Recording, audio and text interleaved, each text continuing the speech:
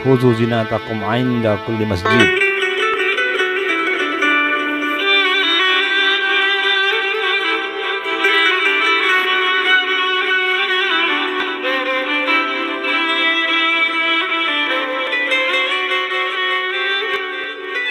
Assalamualaikum warahmatullahi wabarakatuh.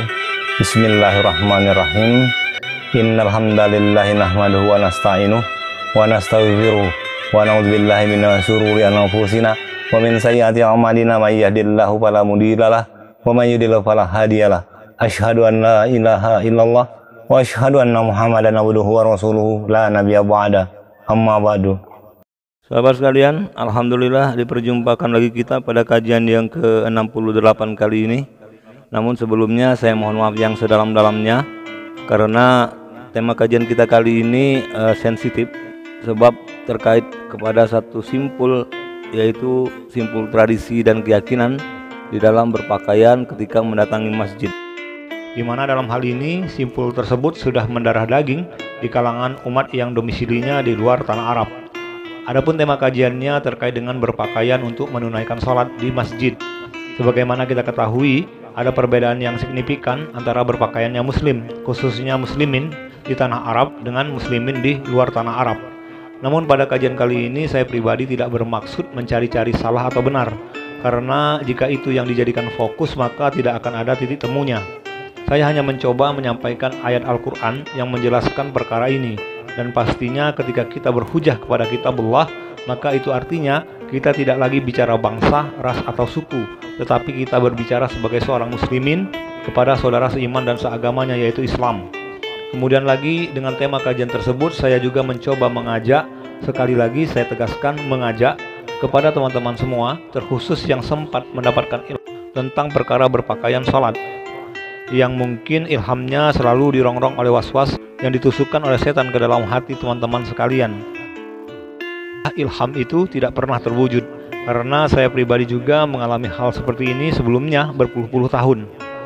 Saya sangat suka kalau melihat para ulama yang berpakaian terlihat indah dan megah dengan jubah, sorban dan imamahnya. Namun ketika saya mencoba untuk mengikutinya, setan selalu berhasil menggagalkannya. Berbagai was-was yang dia hujamkan ke dalam hati saya, itu terjadi berpuluh-puluh tahun. Akhirnya saya mulai terapi dengan perlahan-lahan.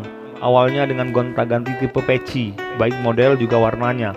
Kemudian dari baju koko biasa ganti ke baju koko setengah tiang. Lalu sarung ganti dengan celana cingkrang. Hal ini berlangsung lebih kurang 5 tahunan lah. Barulah di tahun ke-6 berani pakai jubah.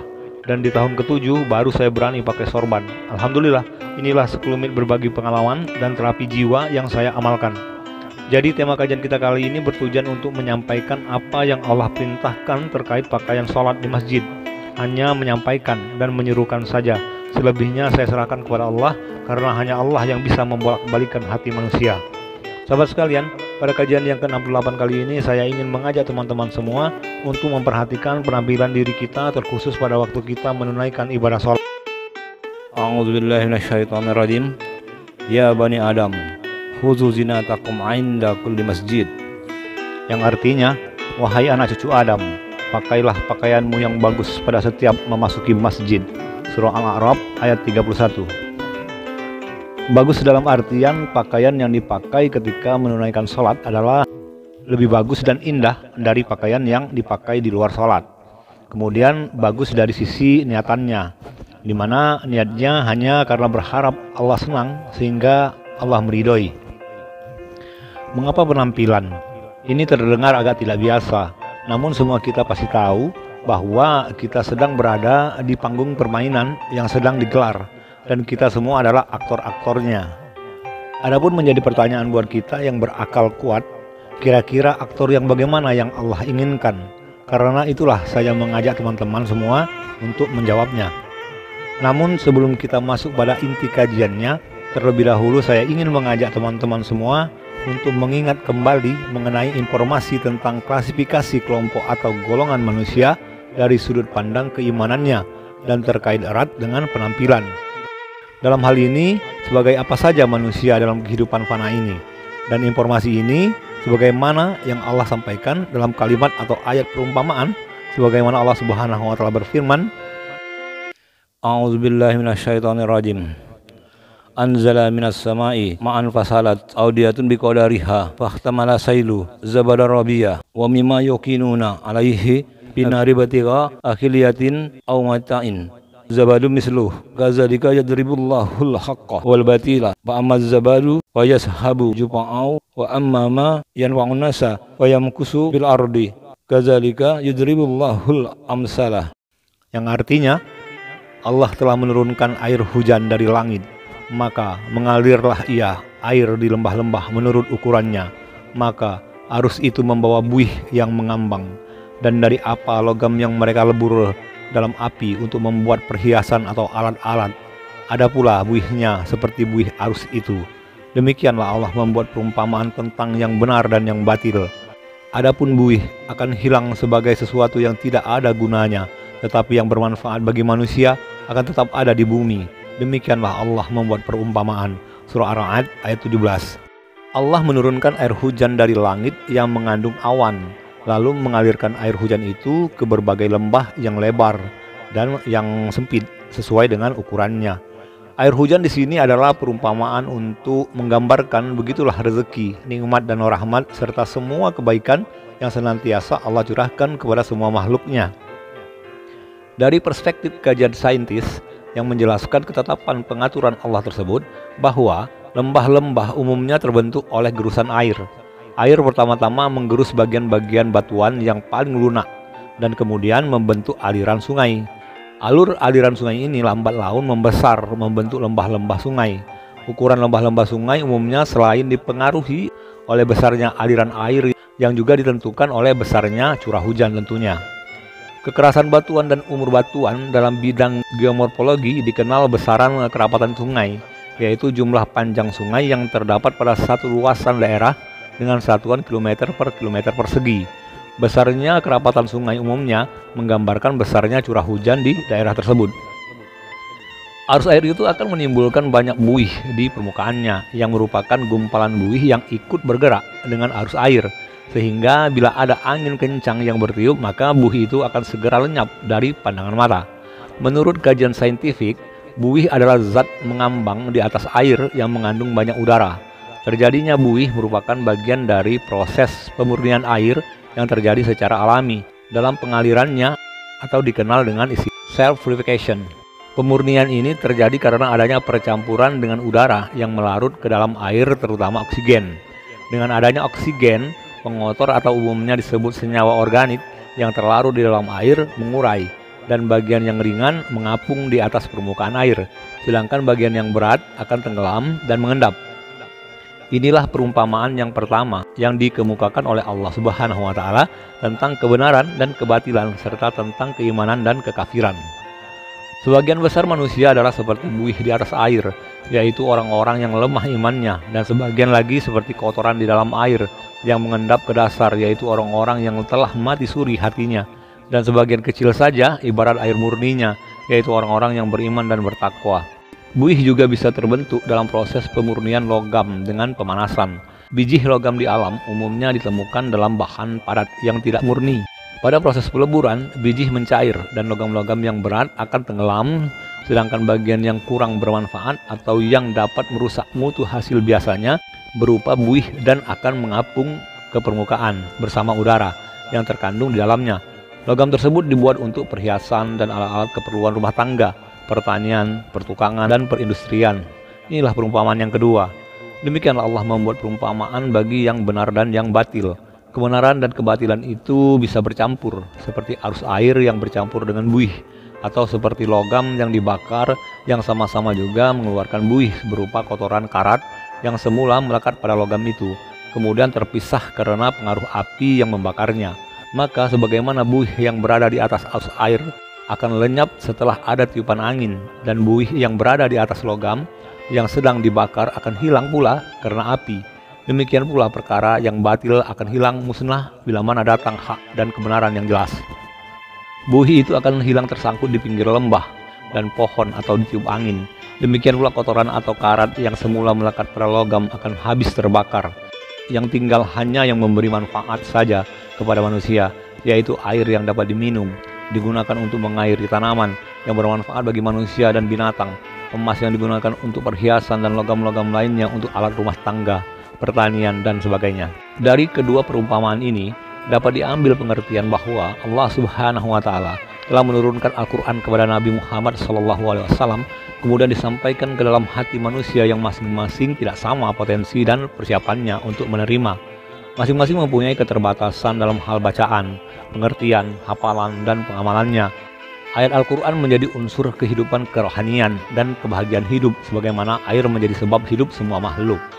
Di antara tanah yang ditimpa hujan itu ada yang tandus, tidak ada menumbuhkan tanam-tanaman, hanya sekedar menyimpan air saja yang dapat dijadikan sumber penampungan air jernih. Ada pula tanah yang subur, yang setelah disiram dengan air hujan dapat menghasilkan bermacam-macam hasil bumi. Itulah air yang bermanfaat bagi manusia dan binatang-binatang. Di antara logam yang dilebur dalam api seperti emas, perak, tembaga, perunggu, dan timah, ada yang dijadikan alat rumah tangga, pertukangan, perindustrian, dan sebagainya. Orang mukmin diumpamakan seperti air dan logam yang bermanfaat bagi manusia dan binatang. Buih yang semula bercampur kemudian lenyap karena tiupan angin atau habis dibakar oleh api adalah perumpamaan bagi kekafiran dan kebatilan yang akhirnya hancur bila dihadapkan dengan hak dan kebenaran.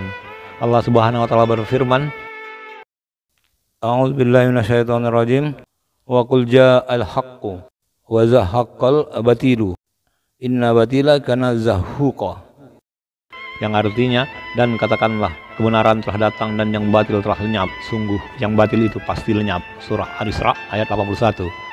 Demikianlah Allah membuat perumpamaan yang indah yang dapat menjelaskan kepada manusia apa yang masih dipandang sulit oleh mereka tentang masalah-masalah agamanya, agar jelas perbedaan antara yang hak dan yang batil, antara ketaatan dan kelalaian, antara keimanan dan kekafiran, sehingga mereka dapat menempuh jalan petunjuk kepada kebahagiaan dan menghindari jalan yang dimurkai Allah dan menyesatkan. Dengan memperhatikan perumpamaan-perumpamaan yang tepat dan baik itu, niscaya umat Islam akan menjadi umat terbaik yang dikeluarkan di muka bumi untuk jadi teladan bagi umat yang lain. Al-Bukhari dan Muslim meriwayatkan hadis dari Abu Musa Al-Asy'ari, sesungguhnya perumpamaan petunjuk dan ilmu yang Allah yang mengutus diriku adalah seperti air hujan yang menimpa bumi. Di antaranya ada sebagian bumi yang menerima air itu, lalu menumbuhkan rumput dan tanaman-tanaman. Ada pula tanah yang tandus, hanya menyimpan air saja, lalu Allah memberikan manfaat air itu kepada manusia. Maka ada yang meminumnya, ada yang mempergunakannya untuk mengairi kebun-kebun, tanamannya, dan ladang-ladangnya. Ada pula sebagian tanah yang keras, tidak dapat menyimpan dan menyerap air sehingga tidak menumbuhkan tanaman apa-apa. Inilah perumpamaan-perumpamaan orang yang memahami agama Allah, dan Allah memberikan manfaat kepadanya dalam ajaran agama yang Allah mengutusku untuk menyampaikannya kepada manusia, sehingga ia mengetahui dan mengajarkannya kepada orang lain. Hadis riwayat Bukhari Muslim.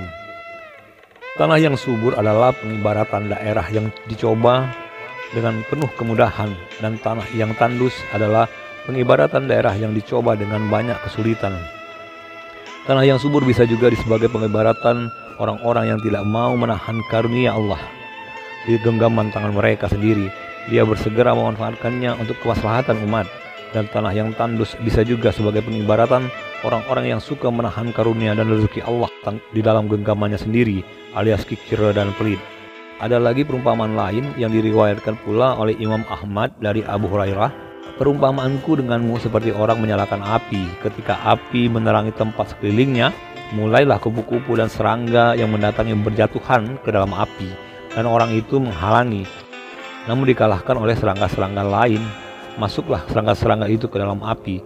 Itulah perumpamaanku denganmu. Aku menghalangimu dari api, jauhilah api itu, namun kamu mengalahkanku dan menerobos masuk ke dalamnya. Hadis riwayat Ahmad, Bukhari, dan Muslim dari Abu Hurairah.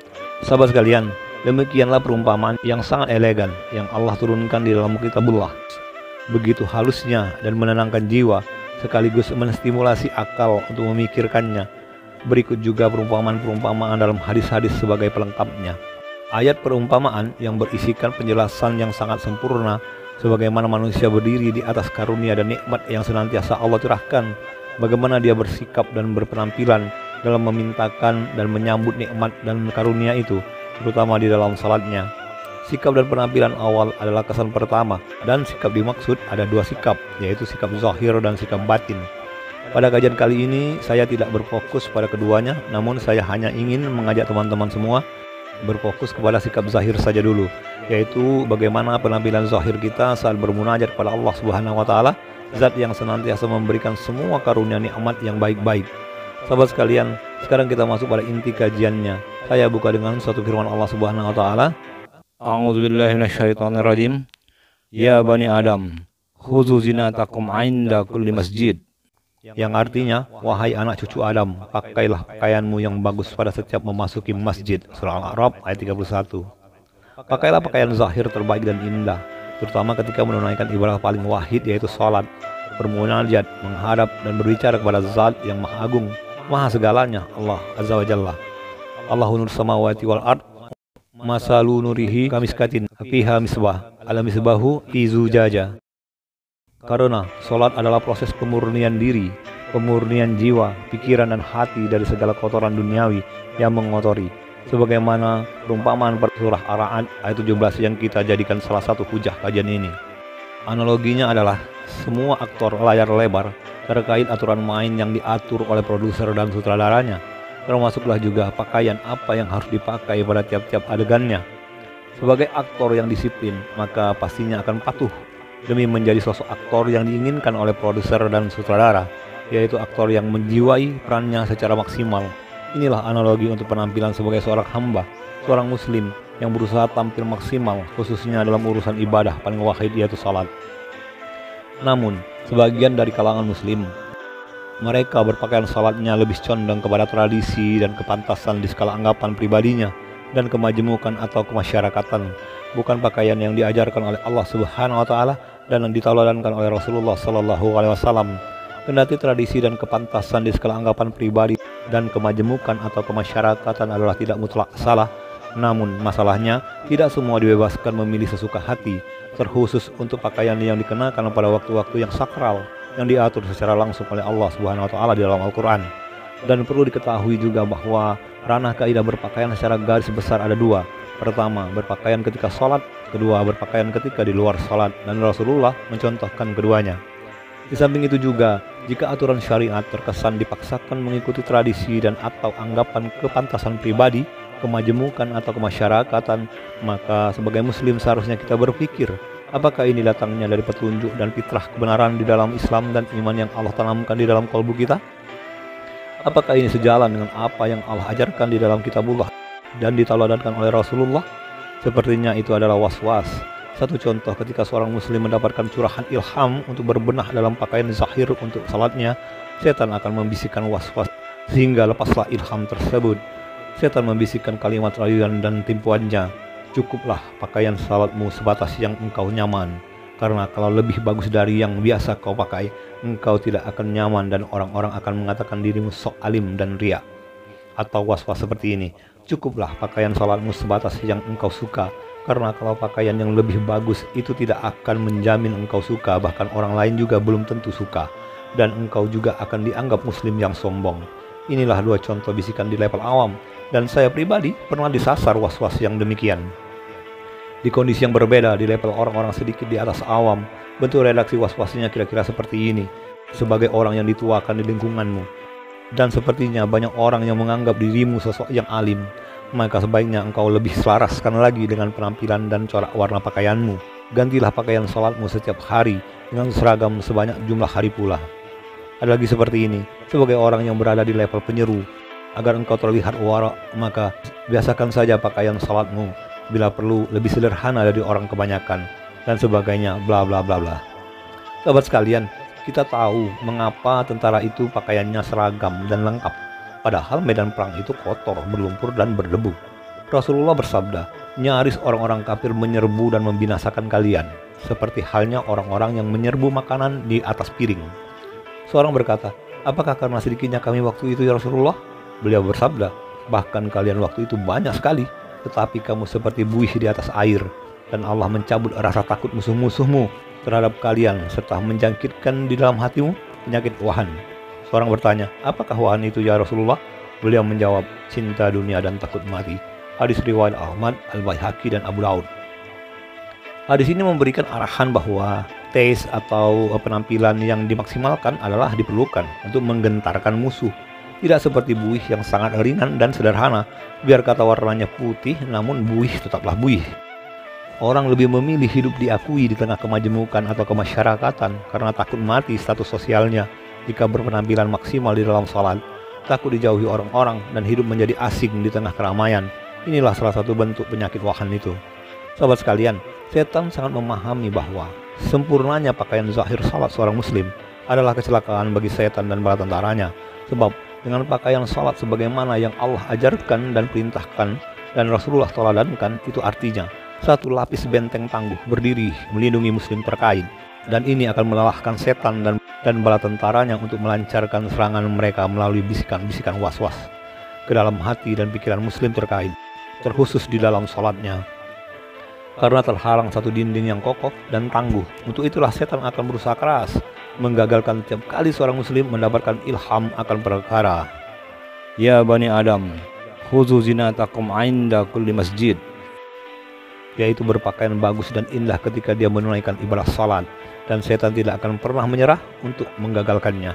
Sahabat sekalian, memakai jubah dan sorban imamah ketika menunaikan ibadah salat akan menstimulasi esensi berserah diri kepada Allah Subhanahu wa taala dengan resonansi jauh lebih kuat akan kita dapatkan, dan ini akan melindungi akal, hati dan jiwa dari ajakan setan untuk tidak khusyuk sepanjang rentang waktu salat kita berlangsung. Akan sangat berbeda jika salat dengan pakaian yang sama dengan pakaian di luar salat. Jika kita perhatikan di realitas kehidupan ini, mengapa semua instansi pegawai, buruh, dan anak didik umumnya menggunakan pakaian seragam khusus mereka masing-masing pada saat bertugas dan bersekolah, padahal tidak ada hubungan secara direct dengan apa yang dikerjakan dan dipelajari. Hal ini dikarenakan pakaian seragam itu berfungsi sebagai labeling atau identitas khusus yang menunjukkan kesiagaan dan menumbuhkan esensi tanggung jawab pribadi sebagai apa dan apa yang dihadapi. Terkait dengan sorban, ada satu cerita yang ditulis oleh Sayyid bin Alwi al-Maliki dengan karyanya Al-Bushra.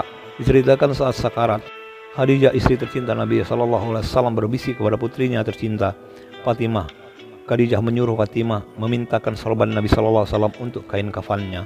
Jika satu perkara dikaitkan dengan sakarat, maka itu erat hubungannya dengan godaan setan untuk melupakan tauhid. Setan akan menggoda dan menyibukkan calon mayit dengan ingatan-ingatan perkara-perkara duniawi sampai-sampai calon mayit tidak bisa menyebutkan kalimat talqin sesaat sebelum dia wafat. Memakai sorban ketika salat juga memiliki dimensi etik.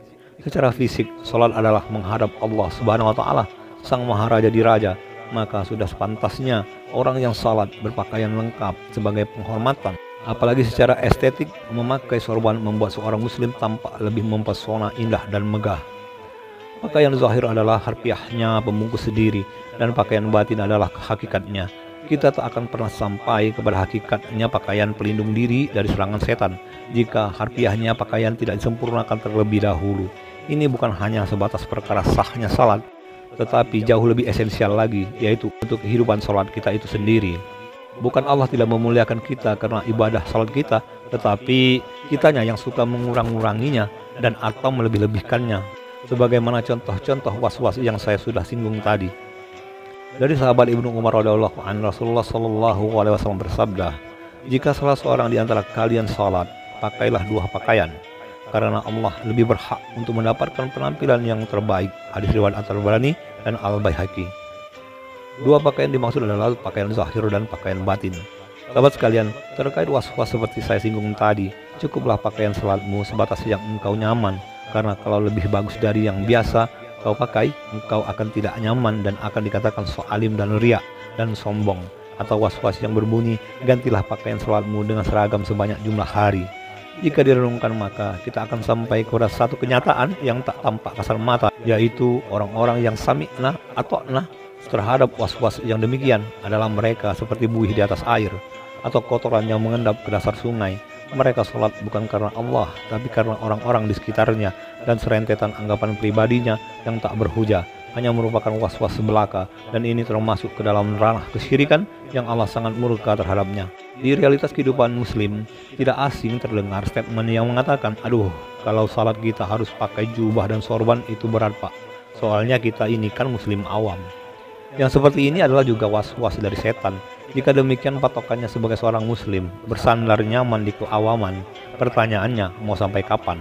Mengapa tidak mulai memasang niat yang kuat? Karena itu jauh lebih baik. Tidak ada yang sulit bagi Allah. Yang membuatnya sulit itu manusia itu sendiri, karena lebih mendengarkan was-was dari setan ketimbang ayat-ayat Allah.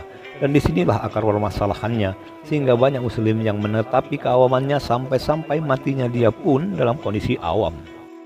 Ada juga yang beranggapan bahwa jubah dan terlebih sorban adalah untuk kalangan tertentu saja, atau minimal sudah menyandang gelar haji dan sebagainya lah. Dalam beberapa hadis disebutkan bahwa Rasulullah Shallallahu Alaihi Wasallam biasanya memakai imamah. Di antaranya sahabat Amr bin Haris menyatakan, Rasulullah Shallallahu Alaihi Wasallam pernah berkhutbah di hadapan orang-orang dengan memakai sorban hitam di kepalanya. Hadis riwayat Muslim. Demikian juga hadis mengenai mengusap imamah ketika wudhu dari Al-Mughirah bin Syu'bah. Beliau mengatakan Rasulullah Shallallahu Alaihi Wasallam pernah berwudhu, beliau mengusap jidatnya dan imamahnya serta mengusap kedua khufnya. Hadis riwayat Muslim. Juga hadis dari Abu Sa'id Al-Khudri mengenai doa memakai baju baru. Biasanya Rasulullah SAW jika memakai pakaian baru, beliau menamainya, baik itu imamah, gamis atau rida. Kemudian berdoa, Ya Allah, segala puji bagimu atas apa yang engkau pakaikan padaku ini. Aku memohon kebaikan darinya dan dari apa yang dibuatnya, dan aku memohon perlindungan dari kejelekannya dan kejelekan yang dibuatnya. Hadis riwayat At-Tirmizi. Jadi jelas dalam tuntunannya tidak dikatakan bahwa sorban, imamah, dan gamis itu untuk kalangan tertentu saja. Sahabat sekalian, muslim awam itu ibaratkan buih. Pada surah Ar-Ra'd ayat 17 yang kita jadikan salah satu hujah kajian kali ini. Mereka selalu mau di atas, tampilannya memutih, tetapi itu menurut keinginan mereka. Namun sangat ringan alias miskin ilmu tauhid dan syariat. Dan ketika buih itu diterpa dengan ayat-ayat Allah, maka hilang lenyaplah mereka semuanya, pergi berlalu dengan alasan ini dan itu. Satu contohnya, mereka akan pergi menghindar dan tak peduli ketika mendengar ayat tentang berpakaian yang bagus dan indah di dalam salat, yang menjadi inti dari kajian kita tersebut. Sudah menjadi pemandangan yang sangat biasa, khasnya pakaian salat kaum muslimin kebanyakan adalah memakai peci, baju koko, dan sarung. Namun adakah yang menyadari, penjual daging, pedagang pakaian muslim, orang yang ronda malam, dan sampai pengemis, ada banyak yang memakai kostum yang serupa, pakai peci, baju koko, dan sarung. Adakah kita bertanya pada diri kita sendiri, pantaskah kita menghadap pada season sakral kepada zat yang menciptakan kita dengan kostum sebagaimana penjual daging, penjual pakaian, peronda malam, dan pengemis yang menghadapi para pembeli? Muslim yang berakal kuat pasti akan segera berbenah. Mirisnya lagi adalah pakaian untuk menghadiri resepsi pernikahan jauh lebih bagus dan mahal ketimbang pakaian salatnya. 2 atau 3 kali resepsi, maka pakaiannya ganti dengan model yang baru. Seorang muslim yang kuat akalnya pasti merasa sangat malu kepada Allah akan perilaku seperti ini. Dalam urusan mematuhi atau taat perintah Allah yang termaktub di dalam Al-Quran, jangan pernah mencari-cari alasan, karena itu adalah jelas-jelas datangnya dari setan. Sikap yang paling cerdas adalah sami'na wa ata'na, titik. Sahabat sekalian, kalau mayat saja dipakaikan kain kafan dan wewangian, sementara maut itu sebetulnya hanya babak awal berjumpaan dengan Allah Azza wa Jalla. Itu pun kostum yang harus dipakai sebegitu khususnya. Bagaimana kita bisa menampilkan kekhususan pakaian zahir ketika berhadapan dengan Allah Subhanahu wa Ta'ala di skala esensi ketuhanan yang sangat sakral, yaitu salat? Selama kita hidup di dunia fana ini, hanya orang-orang yang tidak berpikir dan tidak taat saja yang lemah dalam urusan ini. Perlu saya tegaskan, kita tak akan pernah sampai kepada hakikatnya pakaian batin, yaitu takwa, kalau pakaian zahir kita di dalam salat tidak terpenuhi sebagaimana yang Allah perintahkan.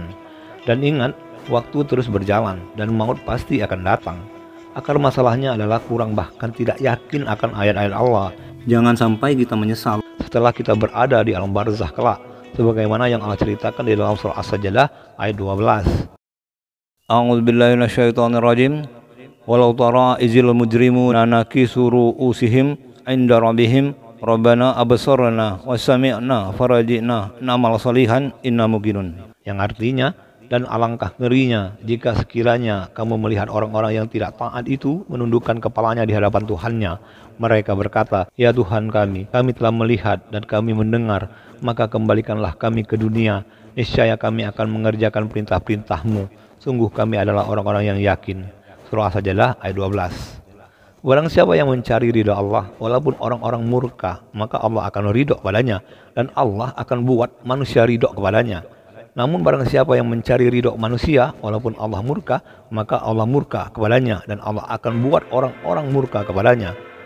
Hadis riwayat Tirmizi, Ibnu Hibban, disahihkan oleh Al-Albani dalam Syahih At-Tirmizi. Ada satu larangan di dalam adab berpakaian, yaitu libas syuhrah. Adalah pakaian yang membuat pemakainya menjadi populer dan menjadi perhatian orang banyak, dan ini disandarkan kepada satu hadis dari Abdullah bin Umar radhiyallahu an. Rasulullah SAW bersabda, siapa yang memakai pakaian syuhrah di dunia, maka Allah akan memberikannya pakaian hina pada hari kiamat. Hadis riwayat Abu Daud, An-Nasai dalam Sunan Al-Kubra, dan dihasankan Al-Albani. Pakaian syuhrah adalah bukan menuju kepada pakaian di dalam salat, tetapi pakaian yang dipakai di luar salat. Aslinya pakaian syuhrah adalah si pemakai akan menjadi pusat perhatian banyak orang. Untuk perkara pakaian salat, maka adat kebiasaan masyarakat itu tidak bisa mengharamkan yang halal dan tidak pula bisa menghalalkan yang haram. Ini perbuatan yang banyak dicela di dalam Al-Quran. Di antaranya Allah Subhanahu wa Ta'ala berfirman, A'udzubillahi minasyaitonirrajim. Wa iza qila lahum ta'alau ila ma anzalallahu wa ila rasuli qalu hasbunama wajadna alahi aba'ana awalau kana aba'uhum la ya'lamuna say'a wa la yahtadun. Yang artinya, apabila dikatakan kepada mereka, marilah mengikuti apa yang diturunkan Allah dan mengikuti Rasul, mereka kaum musyrikin jahiliyah menjawab, cukuplah untuk kami apa yang kami dapati dari bapak-bapak kami mengerjakannya. Dan apakah mereka itu akan mengikuti nenek moyang mereka, walaupun nenek moyang mereka itu tidak mengetahui apa-apa dan tidak pula mendapatkan petunjuk? Surah Al-Maidah ayat 104. Juga perlu diperhatikan bahwa hendaknya dalam berpakaian kaum muslimin bangga menunjukkan identitasnya sebagai seorang muslim. Allah Subhanahu wa Ta'ala berfirman, A'udzubillahi minasyaitonirrajim. Zalika wa may yu'azzim sya'airallah fa innaha min taqwal qulub. Yang artinya, demikianlah perintah Allah, dan barang siapa mengagungkan syiar-syiar Allah, maka sesungguhnya itu timbul dari ketakwaan hati. Surah Al-Hajj ayat 32. Sahabat sekalian, demikianlah kajian kita tentang pakaian zahir ketika salat tersebut. Mengapa hal ini Allah tetapkan aturannya? Itu karena manusia suka melebih-lebihkan dan suka melalaikan. Dan yang lebih penting lagi adalah bahwa kesempurnaan pakaian zahir di waktu kita sholat akan menjadi jalan menuju kepada pakaian batin, yaitu takwa. Karena ujung dari semua amalan kita di dunia ini adalah takwa. Semoga dengan kajian ini Allah memberikan kekuatan kepada kita semua untuk sami'na wa ata'na, sehingga kita dimampukan istiqamah mengenakan pakaian terbaik kita ketika kita menunaikan ibadah yang paling wahid, yaitu salat, dengan niatan hanya berharap ridha Allah Subhanahu wa Ta'ala. Sebagaimana hadis yang sudah kita singgung tadi, barang siapa yang mencari ridha Allah walaupun orang-orang murka, maka Allah akan ridha padanya, dan Allah akan membuat manusia ridha kepadanya. Dan dengan menyempurnakan pakaian zahir kita ketika kita menunaikan salat, kita disampaikan pula oleh Allah Subhanahu wa Ta'ala kepada pakaian batin, yaitu takwa. Amin ya rabbal alamin. Sahabat sekalian, demikianlah kajian kita kali ini. Semoga dengan kajian singkat ini kita mendapatkan kepahaman yang holistik dan universal. Untuk itu, dan ini saya mohon undur diri. Terima kasih atas segala perhatian dan mohon dimaafkan atas segala kekurangannya. Semua kebenaran yang kita dapatkan dari kajian ini, wabil khusus untuk saya pribadi, bahwa semua kebenaran itu adalah semata-mata dari Allah Subhanahu wa Ta'ala, dan untuk semua kekurangannya adalah mutlak dari diri saya pribadi. Untuk itu sekali lagi saya mohon maaf yang sedalam-dalamnya. Sampai berjumpa lagi pada judul kajian selanjutnya, dan salam tasawuf. Assalamualaikum warahmatullahi wabarakatuh.